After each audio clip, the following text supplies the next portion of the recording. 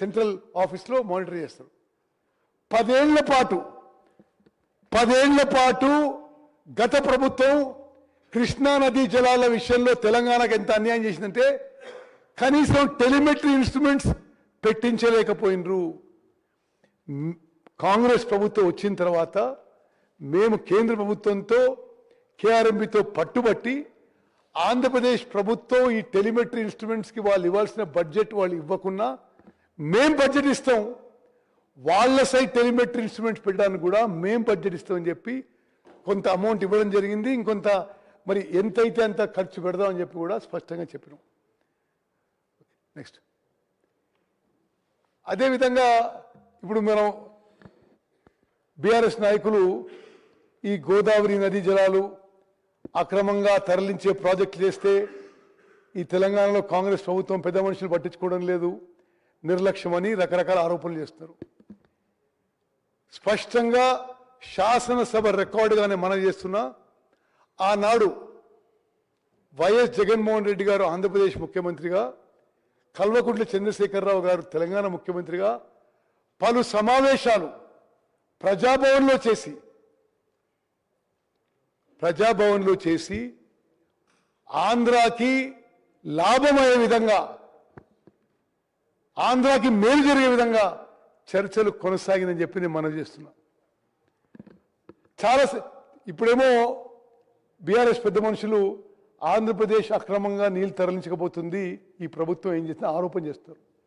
ఆనాడు స్వయాన ముఖ్యమంత్రి కేసీఆర్ గారు గోదావరి జలాలని రాయలసీమ తీసుకుపోయి రత్నాలసీమ చేస్తా అని చెప్పిండు. అనేక సందర్భాల్లో శాసనసభలో చెప్పిండు.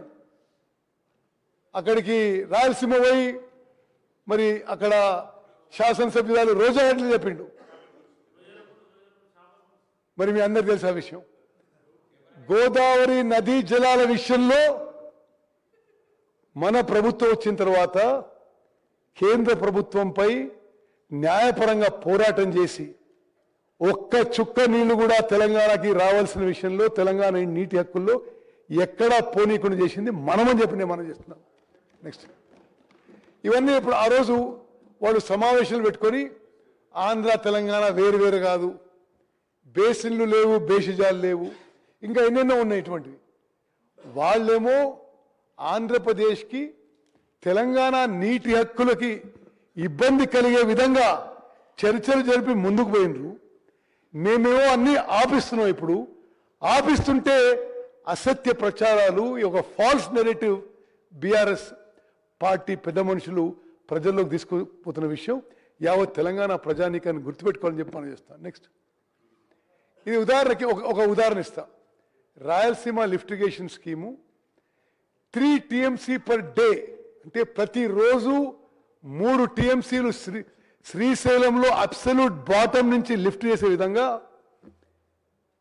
గతంలో బీఆర్ఎస్ ప్రభుత్వంలో ప్లాన్ చేస్తే, అంటే శ్రీశైలం 797 లెవెల్ నుంచి ప్లాన్ చేస్తే కేంద్ర ప్రభుత్వము ఒక అపెక్స్ కౌన్సిల్ మీటింగ్ పిలిచింది. దాని మీద అపెక్స్ కౌన్సిల్ మీటింగ్ పిలిస్తే గత ముఖ్యమంత్రి కేసీఆర్ గారు ఆంధ్రప్రదేశ్ ఈ రాయలసీమ లిఫ్ట్ ఇరిగేషన్ స్కీమ్ కట్టుకోవడానికి దోహదపడే విధంగా వాళ్ళు పిలిచినప్పుడు ఇప్పుడు నేను రాలేను అని చెప్పి ఆ Rayalaseema lift irrigation scheme tenders పూర్తయినాక కొంతకాలం తర్వాత అపెక్స్ కౌన్సిల్ మీటింగ్ పోవడం జరిగింది.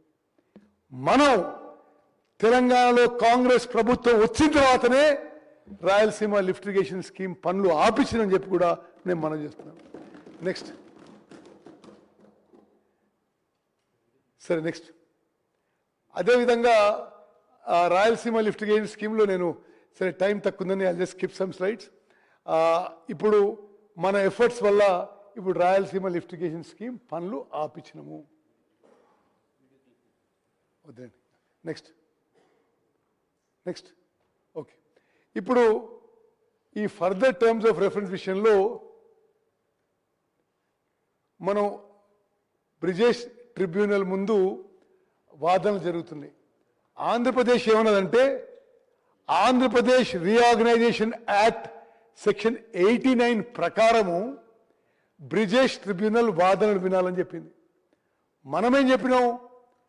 Section 3 of interstate river waters dispute act of 1956 దాని కింద వినాలని చెప్పినాం. అంటే ఈ సెక్షన్ 3 కింద వింటే తెలంగాణకి న్యాయం జరుగుతుంది.